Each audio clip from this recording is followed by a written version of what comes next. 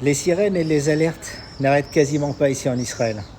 Tout à l'heure encore, je me suis précipité dans un abri, le Miklad comme on dit ici, parce qu'il y avait encore des missiles tirés depuis la bande de Gaza. J'ai l'impression qu'il me vise moi, ce missile. Moi qui vis à Jaffa, Yafo, cette ville dite mixte, désespérément déserte aujourd'hui. Un quartier pourtant festif où juifs et arabes cohabitent pour de vrai. Hier, on m'a visé pour me tuer, sans préavis, entre mon salon et ma chambre à coucher, entre le dessert et le café, dans mon intimité. Et si le dôme de fer n'existait pas? Le monde entier assiste, dans la plus grande passivité, que dis-je, dans la plus infâme des complicités, à l'une des plus importantes tentatives d'extermination massive du peuple juif depuis la Shoah. Plusieurs milliers de missiles sont tirés sur le territoire abritant la majorité des juifs du monde et selon la formule consacrée, personne ne bouge. Et si le dôme de fer n'existait pas? C'est un véritable Pearl Harbor qu'Israël subit au quotidien. Oui, chaque jour, c'est Pearl Harbor ici. Sauf que ce ne sont pas des Japonais qui tapissent de bombes sans sommation une base de soldats américains dans le Pacifique, mais deux organisations terroristes, le Hamas et le Djihad islamique, qui ciblent une population civile. Le Hamas, le bras armé succursale, pour ne pas dire vassal d'un État, l'Iran, agitateur du monde, où l'onde de choc finira irrémédiablement par embraser l'Europe pour de bon. Eh oui, il faut être aveugle ou complice pour ne pas voir que l'islam radical et le nazisme, c'est kiff-kiff. Imaginez si les États-Unis n'étaient pas rentrés en guerre en 1941 après l'attaque surprise japonaise des États-Unis qui s'imaginaient si loin d'un conflit, et pourtant, le monde observe monter l'islamisme, cet islam radical en train de métastaser la planète. Notre démocratie croit le combattre à coups de marches blanches, de bouquets de fleurs et de bougies posées sur notre bitume. Imaginez le monde sous les lois des vainqueurs nazis aujourd'hui. Si les Américains n'avaient pas finalement décidé d'agir et d'aller combattre dans ce conflit qui leur paraissait si lointain, si les Alliés n'avaient rien fait, vous parleriez certainement allemand, je ne serais certainement pas là, ni moi, ni toutes les innovations, les brevets, les mélodies, les films et les prix Nobel des illustres personnages de mon peuple, le peuple du livre. L'époque où les lignes de chemin de fer qui auraient pu être bombardées par les Alliés, défense passive, afin d'éviter tant de trains conduisant les miens vers les camps de la mort, eh bien, elle ressemble à ce moment. Cette même passivité, pour ne pas dire cette complicité de tentative d'extermination. Et si le dôme de fer n'existait pas? Aujourd'hui et depuis plusieurs jours, mon peuple vit sous les bombes. Et si le dôme de fer n'existait pas? Alors que ce soit bien clair, je me fous de ce que pense le monde entier de la riposte bien trop mesurée à mon goût de mon armée à Gaza, d'où partent ces missiles. Je me fous de ce que pense l'administration de Joe Biden. Je me fous de la réaction de la Chine qui canalise, et c'est un euphémisme, les Ouïghours, aussi prosélytiques soient-ils, dans l'indifférence du monde musulman et du monde tout court. Je me fous de l'Europe soumise et dépassée qui m'appelle à la retenue par lâcheté, croyant ménager une partie de sa propre population solidaire des musulmans à qui, pour une partie d'entre eux, haïssent le sol qui les héberge, à défaut de ne pas pouvoir encore le conquérir pour le convertir. Je me fous de ces marionnettes stupides qui croient soutenir le peuple palestinien dans des manifestations carnavalesques et stériles, sans savoir qu'ils soutiennent en réalité une organisation qui les considère eux-mêmes comme des mécréants à éliminer, y compris les musulmans sunnites d'Europe, comme au Yémen.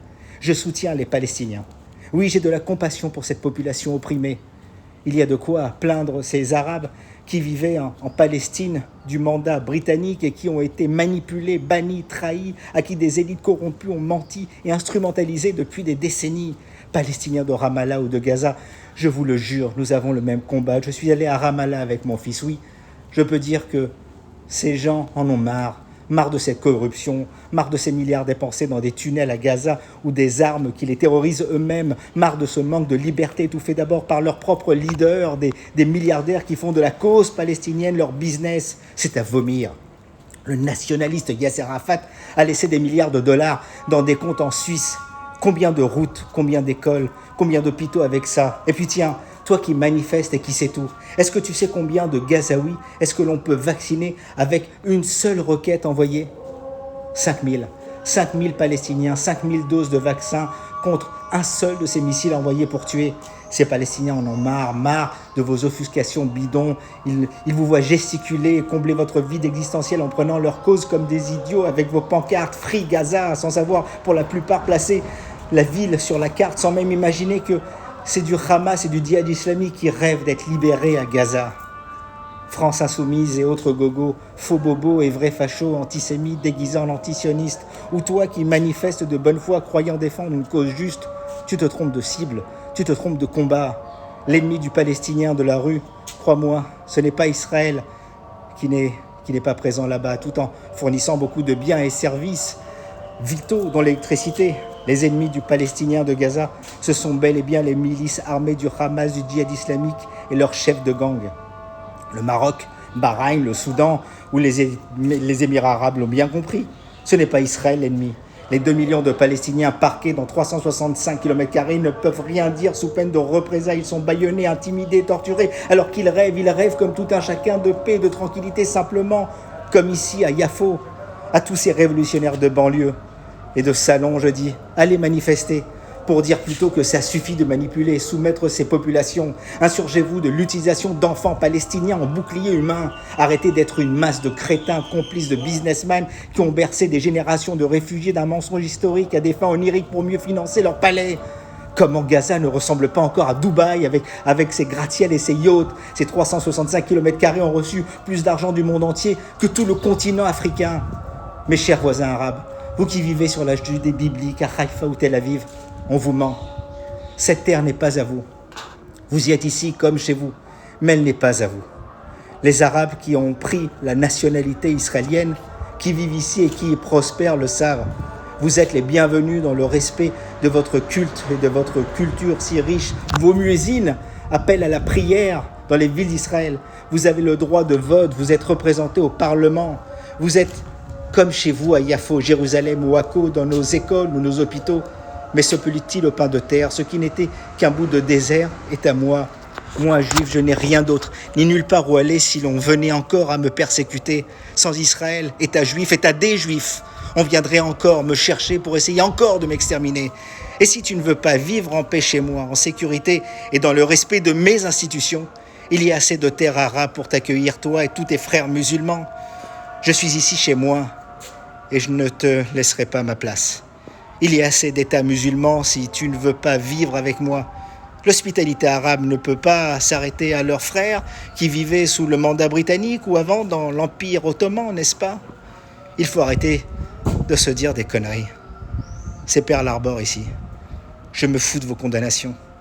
Je ne veux pas de vos condoléances. Pour chaque missile envoyé de Gaza, depuis des écoles, des mosquées ou depuis le toit d'hôpitaux, le contribuable que je suis dépense $50 000 pour détruire chacun de ces missiles. J'en ai reçu plus de 3500 à ce jour. Je vis au rythme des bombardements, moi. Et en voyant mes enfants courir se mettre à l'abri à chaque sirène pour ne pas mourir, j'ai de la rage. Oui, j'ai la rage. Et pendant un instant seulement, j'ai envie d'un Hiroshima sur Gaza, d'un Nagasaki sur Téhéran, parce qu'on est en train de vouloir tuer mes enfants. Quand la sirène s'arrête, il faut rester encore quelques minutes dans les abris antimissiles pour éviter les débris. La sirène s'arrête, jusqu'à la prochaine. Le téléphone sonne, oui, on est vivant. La vie reprend ses droits. Mes esprits aussi. Et je pense sincèrement à ces Palestiniens utilisés en bouclier humain. Free Gaza, oui. Libérer Gaza, une bonne fois pour toutes, dans une coalition internationale comme en 1943. Oui, libérons Gaza des islamistes du Hamas et du djihad, car là-bas, le dôme de fer n'existe pas.